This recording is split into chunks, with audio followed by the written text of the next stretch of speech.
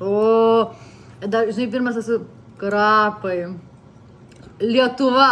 Čia neturėjo būti krapų, Lietuva. bet petražolių neturėjo.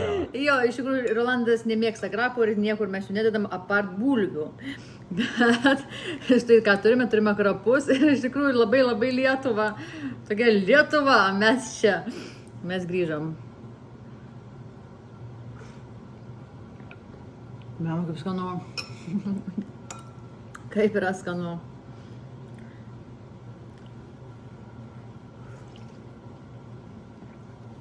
O. Kas mėgsta barščius, parašykit. Mėgstat barščius? Kokia sriuba skaniausia? Aš nežinau, kuris skaniausia, nes Rolandas šiaip maistą labai gerai gamina, bet sriubos pas yra visiškai topas. Aš tiesiog sriubą